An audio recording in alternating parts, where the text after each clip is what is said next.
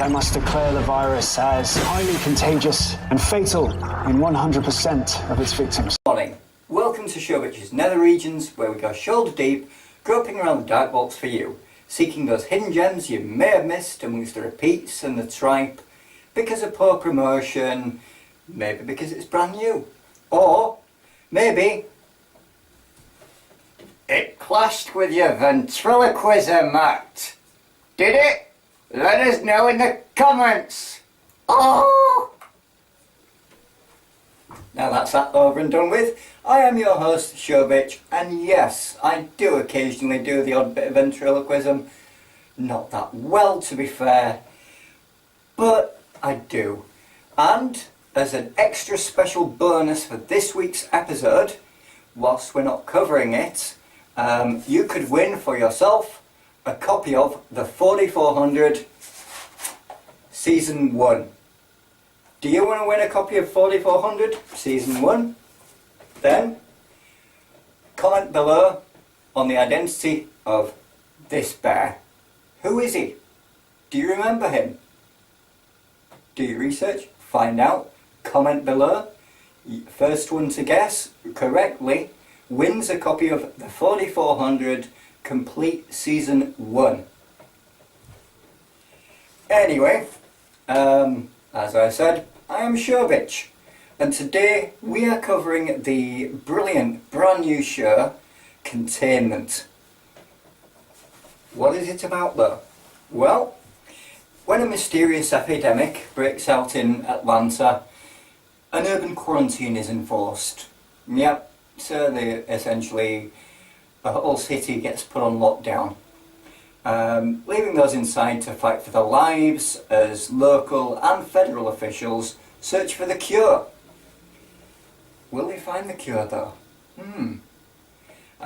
Police officer Lex Carnahan, well, it's Alex really, but we'll get onto that a bit later.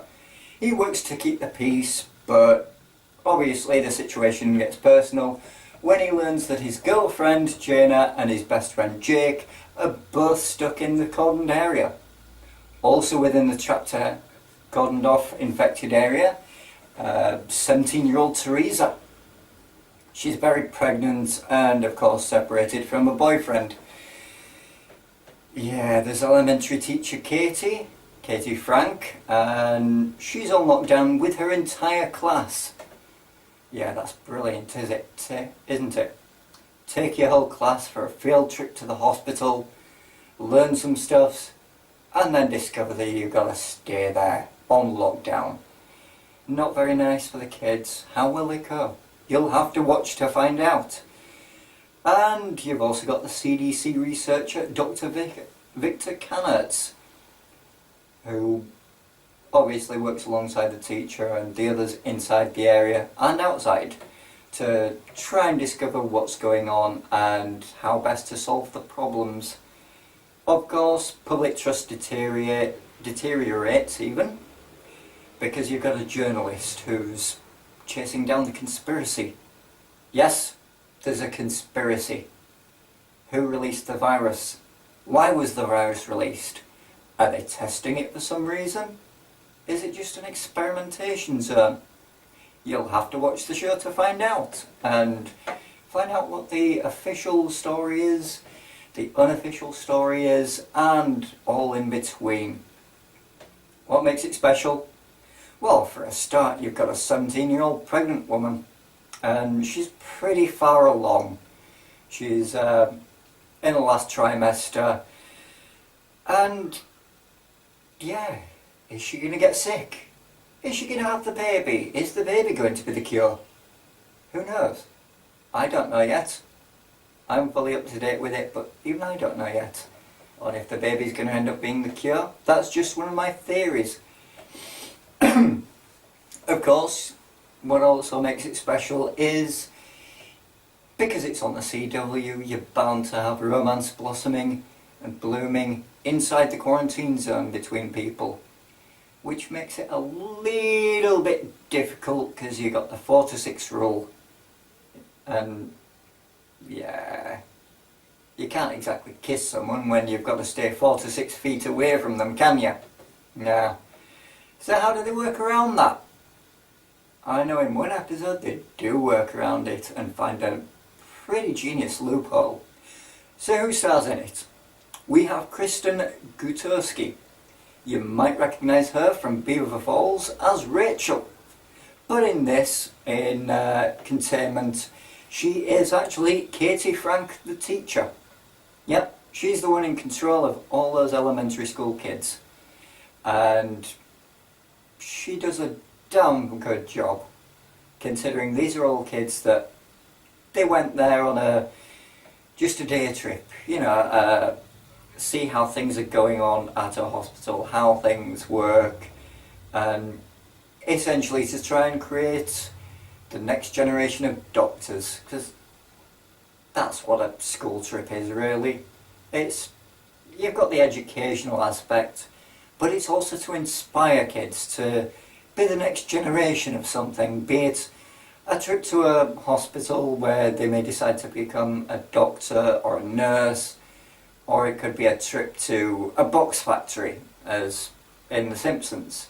They might decide to become box makers. You never know. In this, she has to remain strong, obviously, in front of the kids. She does very, very well at her job. And it's made all the harder with the virus there. Are the kids going to get infected? Which of the kids are going to get infected first? I can't tell you that because that would be giving away too much of a spoiler. Next up we have Chris Wood. You might recognise him from Vampire Diaries as Kai Parker. Also from Vampire Diaries we've got someone else that's part of Containment, but we'll get onto her later on. In Containment, he plays Jake Riley. He's a cop. He works inside the quarantine zone, unfortunately, and works rather well alongside the teacher. The chemistry is really quite superb there. He knows what needs to be done. She knows what needs to be done. They get the job done. He of course has communication with the outside world, with his boss and whoever the bosses are working for, which in this case is the CDC. And it enables things to be more efficient, and the communication barriers do need to be broken down to make certain things work properly. Next up we have Christina Marie Roses. She was Diana in Starship Rising and Starship Apocalypse. 2 movies out in 2014. Excuse me. To be fair, I've not watched those movies, but she is a very good actress. And she plays Jenna Mayfield, and of course she gets stuck inside the quarantine zone. How does she act? How does she react? Is she even in the hospital? You'll have to watch to find out. Next up we have David Gyasi. You may recognise him from Interstellar as Romilly. In this he plays not only Jenna Mayfield's love interest, other half if you will, but he also plays Alex Lex Carnahan. Lex is kind of, I'm guessing it's a shortened version of Alex, because, I don't know, maybe they're lazy, or maybe he looks more like a Lex than Alex. What do you think? Put your comments in and let us know. He's obviously working for the CDC and the police on the outside, alongside Jake inside. And he's kind of stuck in the middle because his girlfriend's in there, his best buddy and partner within the police force is there, and he's got to work alongside the CDC as well. And they're going to be cold, clinical, potentially manipulative at times, because they are the CDC. Next up, we have George Young. You might recognise him as Benjamin Wong from The Pupil. You might not. Depends on if you've seen it. In this, however, he plays Dr. Victor Cannerts. Odd name for a doctor, really. Cannerts. I mean, think about it. You go to a hospital because something hurts. Don't you? Or something's wrong with you. So Cannerts is a bit of a weird name, to be fair. And yeah, he's obviously he's doing it from the perspective of the research. He's the one that he's working to find the cure. He's working to help people out, and he discovers how long the virus takes to incubate, what the symptoms are, and the end result. In fact, the snippet right at the very start of this video is Dr. Cannerts, and the snippet you'll hear at the end is actually Lex. Bit of insider information there for you. Right now, I'm going to have to take a short break. Welcome back to Showbitch's Nether Regions. After that short break, we are now back to discuss, of course, Containment. A brilliant brand new TV series. And before the break, we were talking about Dr. Victor Cannerts. And does he hurt? You'll have to watch to find out. Anyway, next up, we have, you might recognise her as Officer Aaron's son. Wow, that sounded just like, what's his name there? Anyway, you might recognise her from Farscape as Officer Aaron's son. But in this, she of course plays the CDC representative, Sabine Lomas. She's the one that does all the press releases and decides what happens. Her character, she has a big, huge backstory of she's gone into various different countries and she's worked alongside various country governments to try and prevent outbreaks of various other diseases. So she's fully aware of all the protocol, how to do things, what to do, and she goes and does it to the best of her abilities. But does she? You'll have to watch to find out, I reckon. Next up we have Hannah Mangan Lawrence, and you might recognise her from Spartacus, the TV series. Was she Spartacus? No. She was Sepia. In this, she plays Teresa Keaton. She's of course in the quarantine zone and is the pregnant girl. And she does very well at playing a pregnant woman. She's got the right posture, the right movements, and I think the right mentality for such a young pregnant woman. Of course, she's stuck in there away from her boyfriend, and it's difficult for her. She really does struggle, but she does make friends and she gets by. Or does she? You'll have to watch to find out. Does she give birth in the first season? Does she not give birth in the first season? You'll have to watch to find out. Obviously it's going to be within the first season or two. But when? Or does she die before she gives birth? You'll have to watch. Well, that's all the cast I'm going to cover, because we've gone through a fair few there, and it's quite a large cast. It's an even bigger cast than Dark Matter. And yeah, so we're going to move on. Who is it written by? That's what we're going to focus on next. And it was written by Julie Plec. She is famous not only for The Tomorrow People, a brilliant show that unfortunately only lasted one season, also starring Robbie Amell, who went on to greater things such as Arrow. She's also known for Vampire Diaries. Yep. So she'll have, in theory, worked alongside Chris Wood, who in this plays Jake Riley, the cop that's stuck inside the quarantine zone. She's done a damn good job, if you ask me. She's worked hard at dotting the T's and crossing the I's, and she's worked very hard at, I think, making sure that everything's above board, and that she's probably worked alongside the CDC when writing this. I think. That's just a theory. I've not looked into it that far, but I think she has, because she's done very, very well here.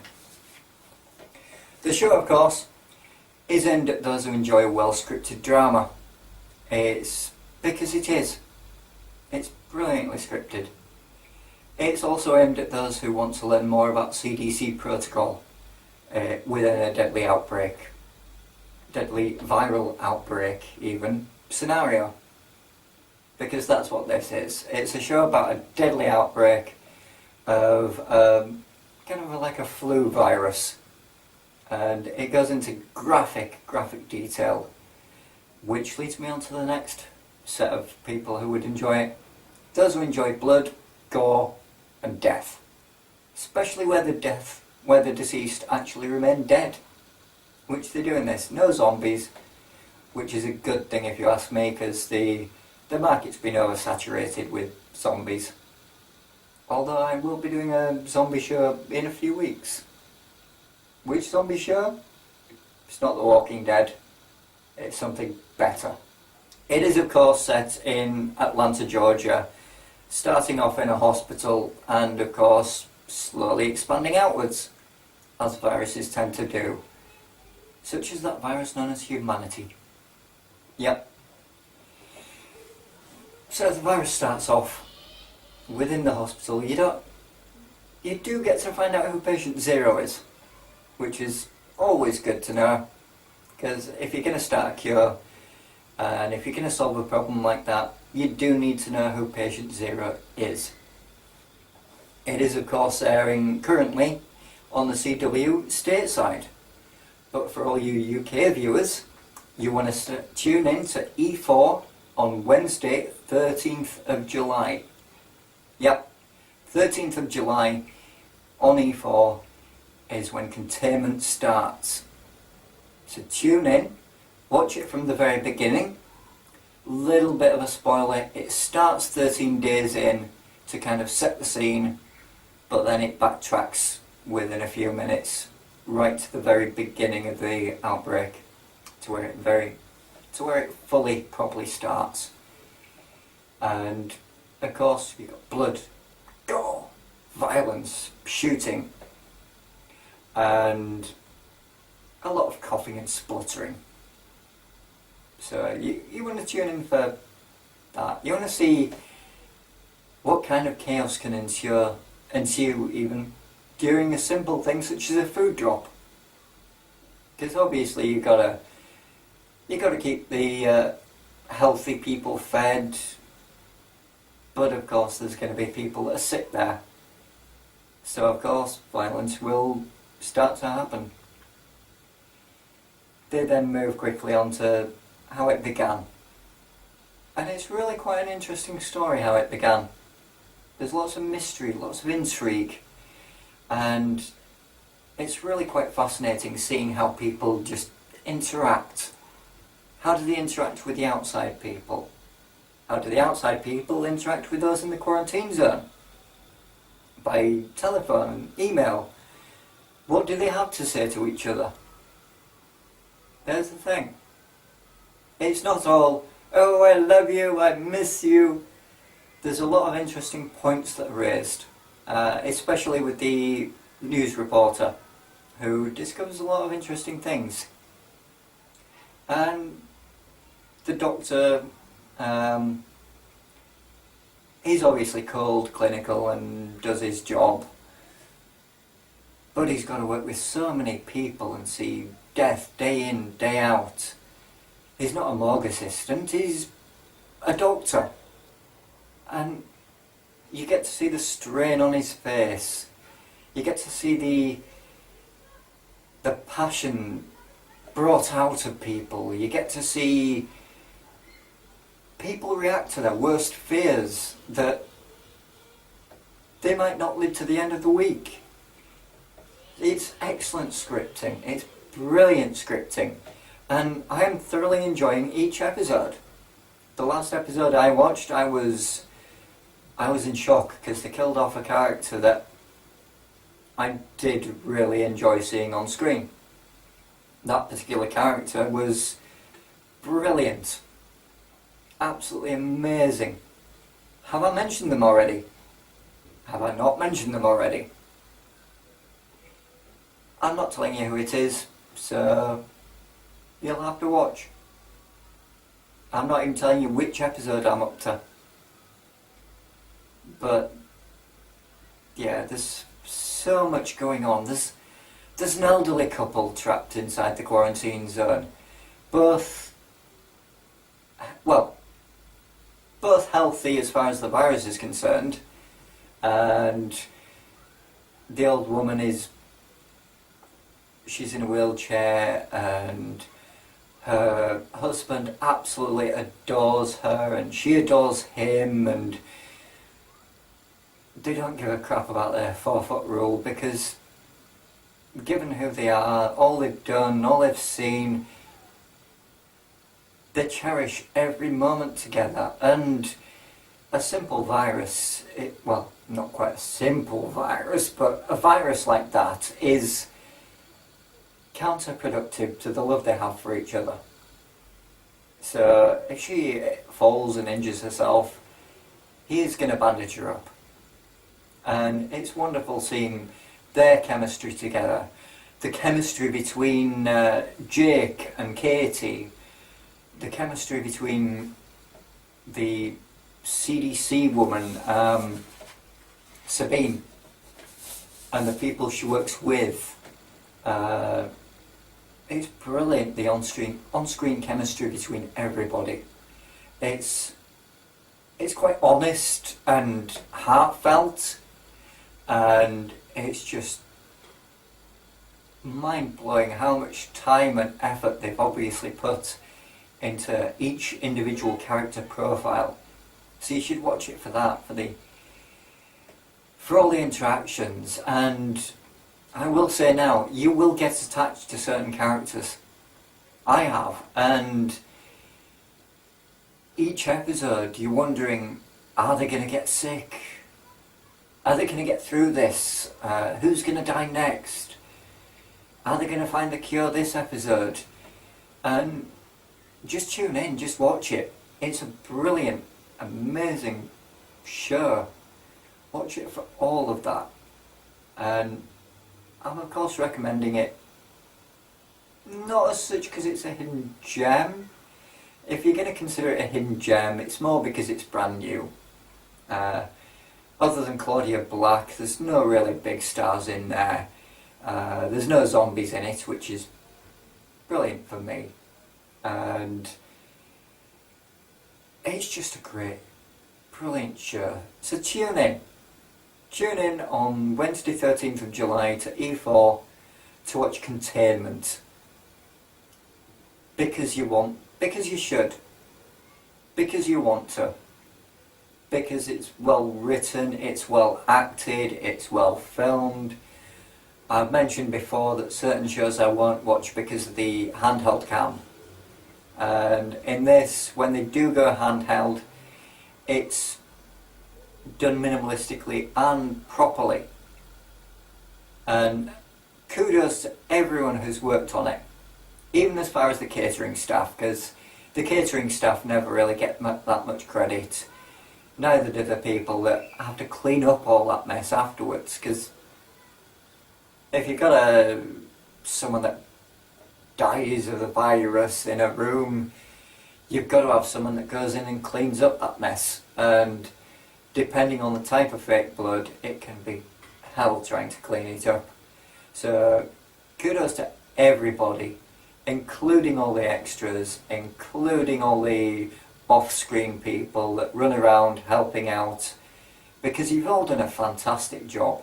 I'm looking forward to watching it to the end of this season. I'm hoping they get a second season because it's such a great show. It truly, truly, truly is. It's brilliant. Anyway, that's all we have time for, I'm afraid.